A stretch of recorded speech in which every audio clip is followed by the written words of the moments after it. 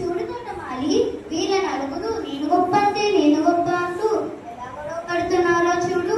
వీళ్ళని చూస్తుంటే నాకు ఏడుపొస్తుంది. నా బంగారు తల్లి తులసి, ఏడవకమ్మ, నీ మనసు బంగారం, వెన్న పూసల సుఖమెత్తను. ఏడవకు తల్లి, ఏడవకు తల్లి, వాళ్ళ గొడవ ఏమిటో తెలుసుకోండి.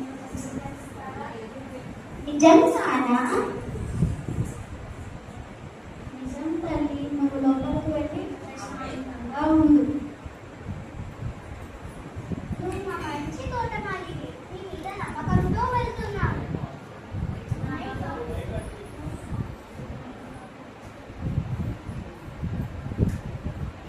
నా బంగారు తల్లులు, నా బంగారు తల్లులు, ఏమిటా కోపాలు అలకలు?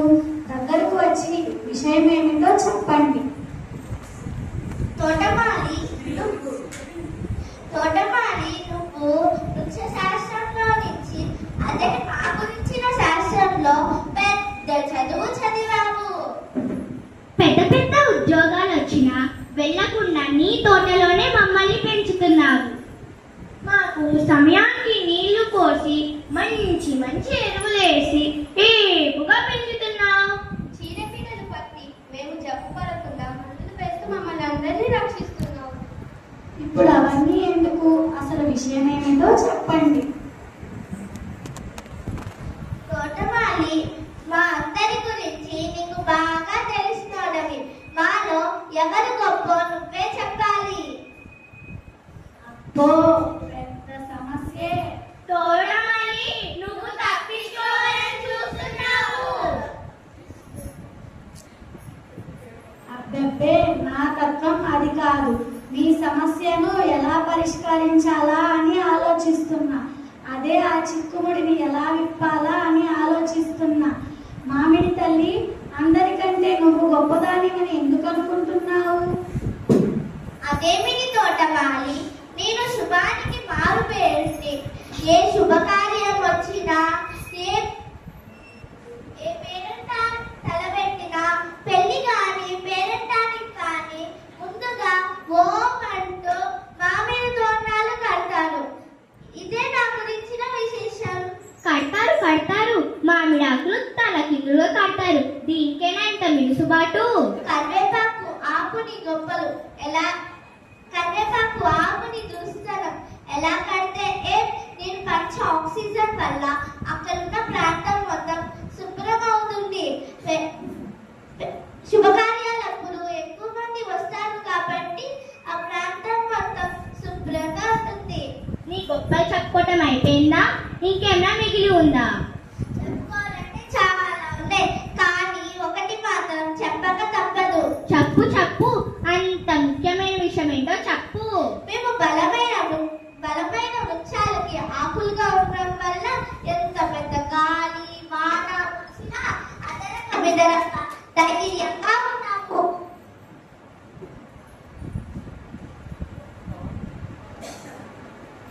ఏం అరిటాకు తమలపాకు, మీరేం మాట్లాడరే?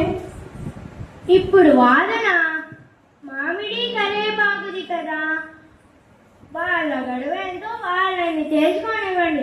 ఆ తర్వాత నేను రంగంలోకి దిగి నా వాదన ఏంటో మీకు చెప్తాను.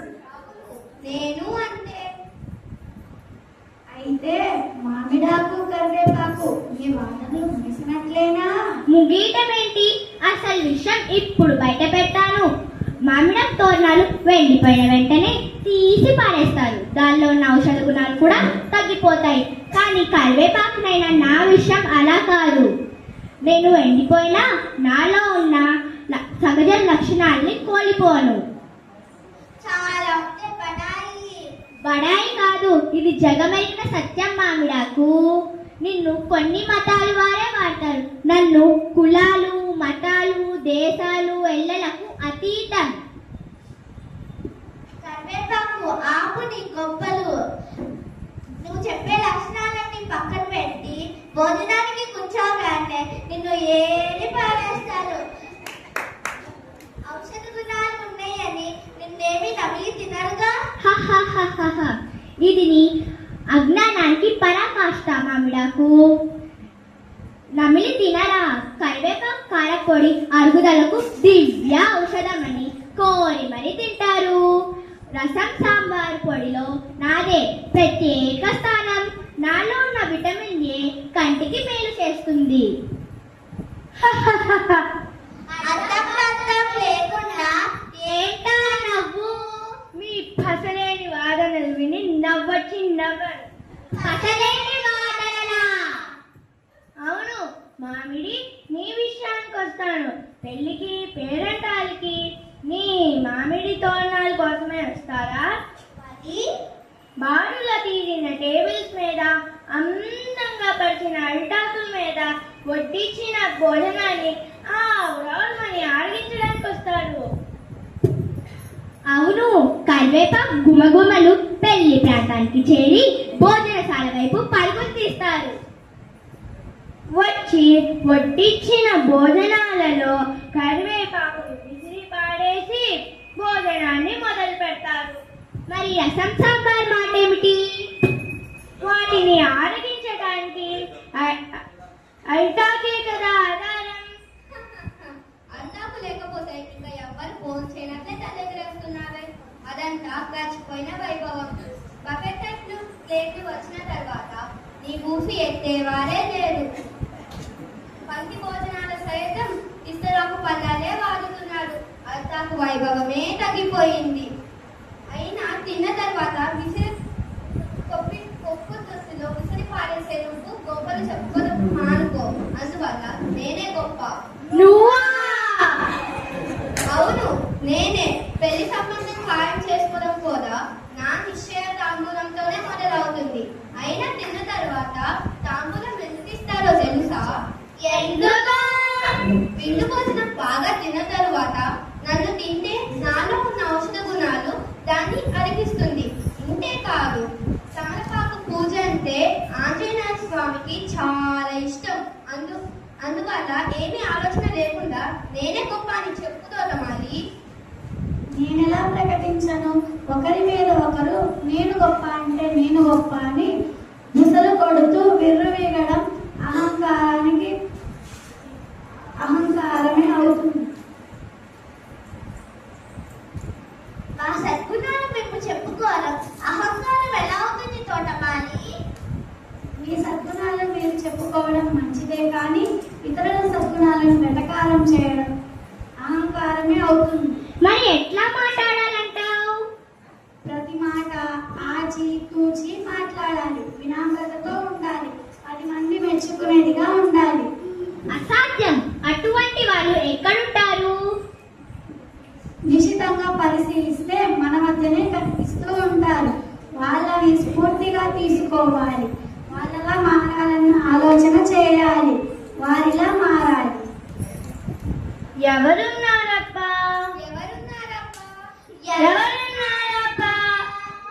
తులసి ఉన్నది కదా. అవును, తులసి ఉన్నది కదా.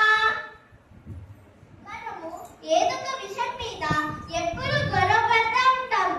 కానీ తులసి మాత్రం ఏమీ మాట్లాడదు. ఏదో తపస్సులో ఉన్నట్టు ఉంటుంది. పైగా మనల్ని చూసి బాధపడుతున్నట్టు మొహం చిన్నపుచ్చుకుంటుంది. తోటమాలి ఎప్పుడు తులసిని లక్ష్మీదేవి స్వరూపం అని చెప్పుకుంటా ఉంటాడు. అందరూ తులసిని పూజిస్తూ తులసి దళాలను భగవంతుని పాదాల చెంత సమర్పిస్తున్నా మనకింకా జ్ఞానోదయమే కాలేదు. ఇంట్లో ఏ చెట్టు ఉన్నా లేకపోయినా తులసి మాత్రం ఉండి తీరుతుంది. అవునవును, అపార్ట్మెంట్స్ వచ్చిన తర్వాత కూడా ఇంత స్థలం లేకపోయినా చిన్న కుండీలో అయినా తులసిని పెట్టి భక్తితో ప్రదక్షిణాలు చేస్తూ పూజించుకుంటున్నారు.